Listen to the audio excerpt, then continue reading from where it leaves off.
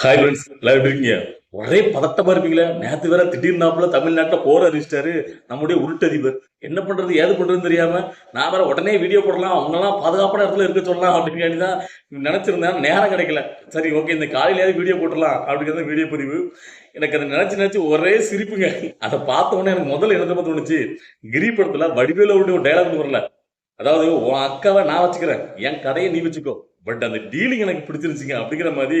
நம்மளுடைய அதிபருக்கும் ஒரு டீலிங் பிடிச்சிருக்கு. என்னன்னு கேட்டீங்கன்னா, விஜயலட்சுமி கேஸ நான் பாத்துக்கிறேன், விஜய் நீ பாத்துக்கோ, வேற லெவல்ல இருக்குல்ல. உடனே கிளம்பிட்டாங்க அண்ணன் தம்பி எல்லாரும். அதுலதான் நேத்து வந்து பாத்தீங்கன்னா அண்ணன் வந்து பாத்தீங்கன்னா போர் அடிச்சிருக்காரு. என்னடா இது மானகட்ட பொழப்பா இருக்கு, இந்த பொழப்புல இருந்து எங்கேயா தமிழன் தமிழ் சொல்லி தமிழன் பேர் கிடைக்கிய அப்படிங்கிற மாதிரி தோணுனாலும், அவங்க என்னென்ன சொன்னாலும் உங்களுடைய நாட்டு தும்பிகள் முட்டுக்கு வருவாங்கல்ல, சரி அந்த தும்பிகளுக்கு நாக்கு புடுங்கிற மாதிரி ஒரு 4 கேள்வி கேட்கலாம் அப்படின்னு நம்ம கேள்வி ஆரம்பிக்கிறோம். ஏன்னா அவங்க நொண்ணு நேத்து என்ன சொன்னாங்க கேட்டீங்கன்னா, லட்சிய கூட்டத்திற்கும் ரசிகர் கூட்டத்தாண்டா போர், பாத்துறோம்டா போட்டு பாத்துறோம்டா அப்படின்னு சொல்லி போராடிக்காருல.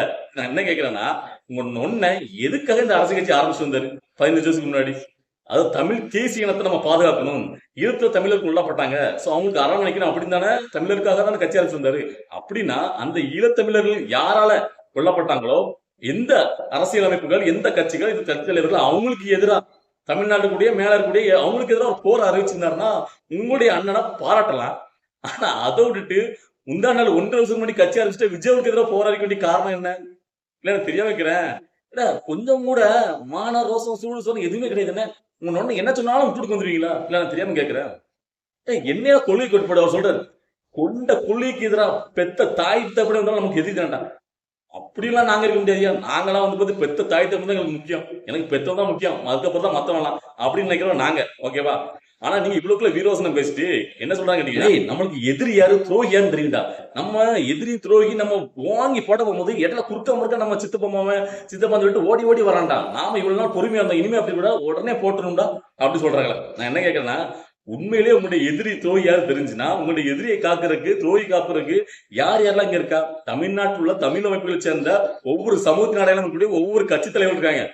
டிஎம்கே கூட்டணியில் இருக்கக்கூடிய விசிக திருமாவளவன் அவர்கள், இடதுசாரிகள் கட்சி, ஏடிஎம்கே, பிஜேபியில ஒவ்வொரு கட்சியிலும், அதாவது பாத்தீங்கன்னா ராமதாஸ் அவர்கள், அன்புமணி ராமதாஸ், அதுக்கப்புறம் டிடிவி தினகரன், கருணாசு, சோ இப்படி ஜான் பாண்டியன், சோ இப்படி ஒவ்வொரு கட்சியிலும் நிறைய கட்சிகள் இருக்கு. இப்படி அந்தந்த சமூக அமைப்பு கொண்டு ஒவ்வொரு, நீங்க தான் எல்லாரும் எதிரியா சொல்லியிருக்கீங்களா, எனக்கு டிஎம்கே எதிரி, ஏடிஎம்கே எதிரி, பிஜேபி எதிரி, காங்கிரஸ் எதிரி, இப்படி இவங்களுக்கு எல்லாம் கூட்டணியா இருக்கக்கூடிய அந்த அவங்க தானே இடையில குறுக்க முறுக்க ஓடுறது. உண்மையை சொல்ல போனா இப்ப நீங்க டிஎம்கே தான் அட்டாக் பண்ணுங்க, உடனே திருமாவளவன் வருவார். சோ இப்படி இருக்க கட்சிகளுக்கு எதிர்த்து நீங்க வந்து பாத்தீங்கன்னா போர் அறிவிச்சீங்கன்னா உங்களை பாராட்டலாம்.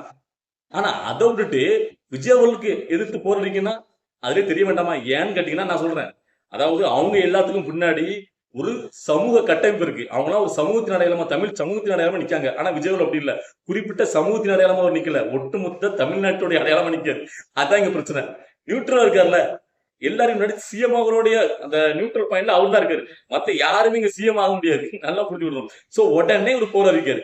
என்ன இது மானகட்ட பழப்பா இருக்கு, தமிழன் தானே, இதுக்கு முன்னாடி தம்பி தம்பி தான் சொல்லிருந்தேன், தும்பி தான் சொல்லிருந்தேன், அவருக்கு பிடிச்ச ஒரு ரசிகர் பண்றாரு, உங்களுக்கு இங்க அடிக்குது, என்ன போட்டு பார்க்க வேண்டியதானே? இன்னைக்கு ரசிகர் கூட்டத்துக்கு எதிராக போட்டு பாடுறோம், நம்ம லட்சிய கூட்டம் ரசிகர் கூட்டம் சொல்றீங்களே, அன்னைக்கு இதே வாய் தானே, என் தம்பி பிடிச்சிட்டான்டா பாட்டை, மைக்க பிடிச்சுன்னா அங்க அப்பாவும் பதறிட்டான் அப்படின்னு கேட்டு, அதை வச்சுதானே நீங்க 8.2% ஓட்டியே வாங்கினீங்க. அன்னைக்கு அவர் கூட்டம் ரசிகர் கூட்டம், அந்த ரசிகர் கூட்டம் தேவைப்படுச்சுல்ல, இன்னைக்கு அந்த ரசிகர் கூட்டம் உங்களுக்கு சித்தாந்த கூட்டமா? அதாவது நல்லா புரிஞ்சுக்கணும். நிறைய பேர் விஜய் பின்னாடி போலாம் ரசிகர் ரசிகர் சொல்லி நீங்க வந்து ஒரு மாதிரி ஒரு சித்தரிக்கீங்க, சினிமா பின்னாடி கூத்தாடி பின்னாடி போறான்ட்டு. ஒரு நல்லா புரிஞ்சுக்கணும், அது வந்து ஒரு தொழில் தான். வெறும் ரசிகனா மட்டும் இருக்கிறவன் ரொம்ப நாள் அந்த கட்சியை வளர்த்துட்டு கொண்டு போயிட மாட்டான். நல்லா புரிஞ்சுக்கிட்டோம். அவருடைய செயல்பாடுகள் ஒண்ணு இருக்கு.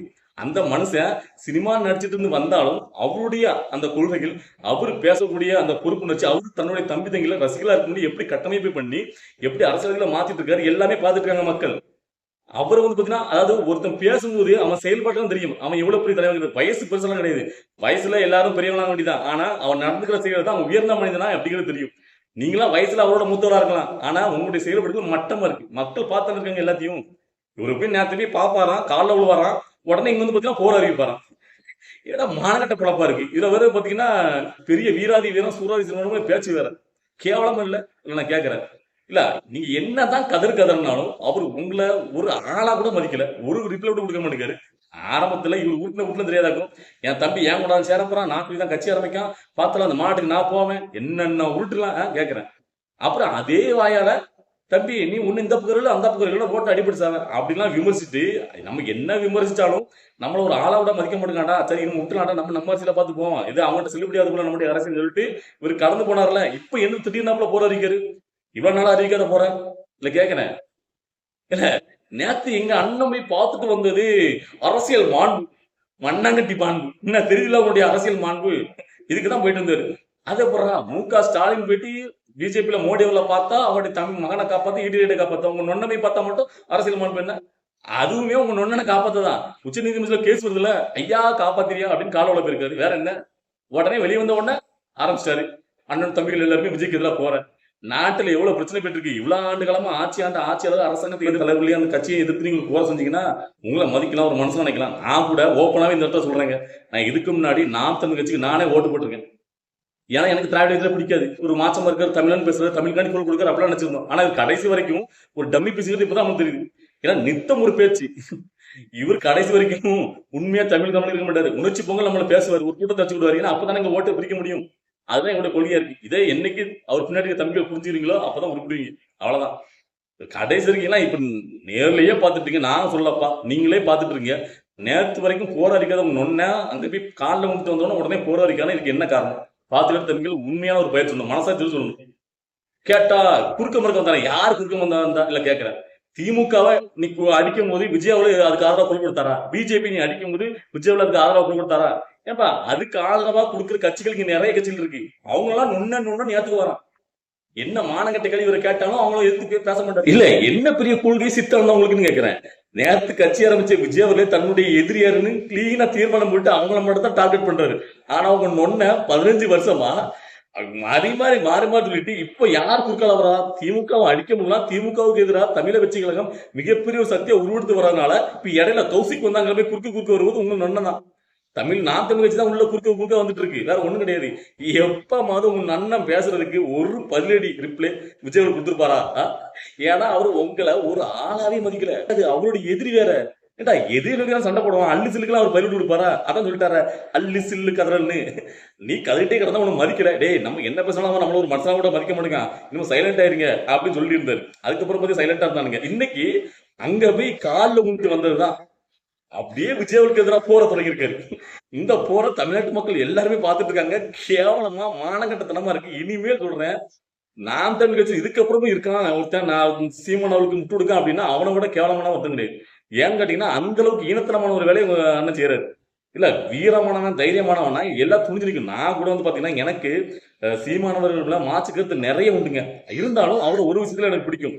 என்ன கேட்டீங்கன்னா தமிழ்நாட்டுல தமிழனுக்கு ஒரு பிரச்சனை, தமிழ்நாட்டுல பாத்தீங்கன்னா தமிழன்ட்டு குரல் கொடுக்கக்கூடிய ஒரு ஆள் அவர் தான் இருக்காரு அப்படின்னு நம்ம ஒரு வயதா சப்போர்ட் பண்ணோம். ஆனா அதுக்கப்புறம் தான் தெரிஞ்சு இந்த மனுஷன் தன்னுடைய காலச்சூழலுக்கு ஏற்ப நித்தம் ஒரு மாதிரி பேசக்கூடியவர். இவரை நம்பி போறது வேஸ்ட். இவரு கடைசி வரைக்கும் இங்க தேர்தல் நேரத்துல அப்படியே பாத்தீங்கன்னா சல்சாப் காட்டிக்கிட்டு இப்படிதான் போவார் அப்படின்ட்டு. இல்லைன்னா கேட்கிறேன், இன்னைக்கு இந்த செம்மணி அந்த கண்டன ஆர்ப்பாட்டத்தில் இவருக்குள்ள விரோதமா பேசினாரு. நான் கேட்கிறேன், ஈழத்தமிழருக்கு இது வரைக்கும் என்ன ஒரு நன்மையை இவர் பண்ணிருக்காரு? அதாவது நாங்க அவனுக்காண்டி நிக்கிறோம் தமிழ் பேசுறாருல, உண்மையிலே இதுக்கு முன்னாடி ஒண்ணு என்னன்னா சொன்னாரு, ஈழத்தால பாதிக்கப்பட்ட அதாவது ஒரு பெண்ணுக்கு தான் நான் வாழ்க்கை கொடுப்பேன்னாருல, கொடுத்தாரா? இல்லைன்னா கேட்கிறேன். சரி இவ்வளவுக்குள்ள நீங்க பாத்தீங்கன்னா ஈழத்தமிழை வச்சு நீங்க அரசு பண்றீங்களா? அதாவது பிரபாசனுடைய மகன் அவனை இப்படி சுட்டு கொண்டாங்க பாத்தீங்கன்னா பயங்கரம் பேசக்கூடிய நீங்க தூத்துக்குடி துப்பாக்கி சூடு பிரச்சனை நீங்க இருக்கிற காலகட்டத்துல உங்க கண்ணு முன்னாடியே நடந்துச்சு. 100 நாள் போட்ட நடந்துச்சு. தமிழ்நாட்டில் உள்ள அரசாங்கம் பார்த்தீங்கன்னா, அதாவது எடப்பாடி அவருக்கு எனக்கே தெரியாது, நான் டிவி பார்த்து தெரிஞ்சுட்டு சொன்னாரு. நீங்க அங்கதான் பாருங்க 100 நாள் உங்க தன்னந்தமே போய் 100ஆவது நாள் போக கூடாதுன்னு இருக்கீங்க. சரி அதுல 13 பேர் பாதிக்கப்பட்டாங்க, இறந்துட்டாங்கல்ல. அதுக்கு உங்க ஒண்ணு ஒரு அங்கதான் இருந்தா தமிழ்நாட்டில் இருந்தாரு, என்ன பண்ணாரு? என்ன கேள்வி? அதாவது ஈழத்தில் நடக்கும் போது அதுக்காக கட்சி ஆரம்பிச்சவரு உங்க காலகட்டத்திலேயே இப்படி ஒரு சம்பவம் நடக்கு, தூத்து போய் பிரச்சனை. அதுக்கு நீங்க என்ன ஒரு பெரிய ஒரு எதிர்ப்பு நீ காட்டினீங்க? உங்களுடைய ஒண்ணுமே காட்டல. அவங்க அப்படியே சைலண்டாரு. இவருடைய நோக்கம் என்ன கேட்டீங்கன்னா, ஸ்டெர்லைட்டுக்கு எதிராக அப்படின்னா அப்படியே மக்களை கூட்டி தட்டிட்டு ஒரு பெற்று அங்கிருந்து ஏதாவது கம்சனம் பண்ணாம அப்படியே போயிடணும். இது ஒரு பட்டம், இதுக்கு தான் கட்சி வச்சு நடத்திட்டு இருக்காரு. வேற எதுக்கு நினைக்கிறேன் இல்ல. உண்மையான வீரன், உண்மையான ஒரு பலசாலிங்கிறவன் தன்னுடைய எதிரியாரோ அவன்கிட்ட தான் முழு பலத்தையும் காட்டுவான், எதிரியை தான் அடிக்க நினைப்பான். அதான் அவனுடைய போக்கஸா இருக்கும். ஆனா இது ஒன்னும் தெளிவா தெரியுதுங்க, தளபதி விஜயவல் 2026 சிஎம் ஆக போறாங்கிறது இப்பவே கன்ஃபார்ம் ஆயிட்டு. அதனாலதான் இவ்வளவுக்குள்ள கதறலு.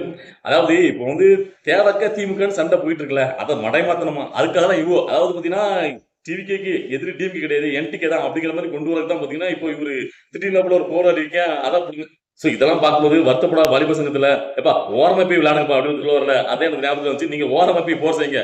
நாங்க வந்து அரசியல் பண்றோம். உங்களுடைய போரை நீங்க செஞ்சுட்டு இருக்க அப்படின்னு நம்மளுக்கு தோணுது. இது வந்து பாத்தீங்கன்னா தமிழை வச்சுக்கிறது மிகப்பெரிய பலம் தான் போகுது. அதாவது இப்படி கேடுகட்ட ஒரு ஸ்டாண்ட நாம் தமிழ் கட்சி சீமான் எடுக்க எடுக்க அது தமிழை வச்சுக்கிறதுக்கு மிகப்பெரிய பலமா சேர்ந்துட்டே போகுது. நம்மளுக்கு நல்லதுதான். யாரு என்ன மாதிரியான ஸ்டாண்ட் எடுத்தாலும் அது தமிழை வச்சுக்கிறதுக்கு பிளஸ் தான் அமையுது அப்படிங்கிற மாதிரி தமிழை வச்சுக்கிறது தன்னுடைய அரசியல இன்னும் மும்முரமா எடுத்து போறதுல தீவிரம் காட்டணும்.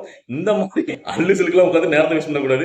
சரி, ஓகே. இன்னைக்கு இந்த வீடியோ பார்க்கும்போது உங்களுக்கு என்ன தோணுச்சு? நீங்க என்ன ஃபீல் பண்ணீங்க? நேரத்தை திடீர்னு உருட்டறிவு போற அறிவிச்சு நீங்க எப்படி ஃபீல் பண்ணீங்க? உங்களுக்கு என்ன தோணுச்சு? நான் பேசின வீடியோக்களை ஏதாவது மாற்றிக்கிறதுக்கு இல்ல இது சரியா தோணுதா இருந்தாலும் உங்களுடைய கருத்துக்களை கமெண்ட்ல பதிவு பண்ணுங்க. ரிப்ளை பண்ண தயாரிங்க. பாய்.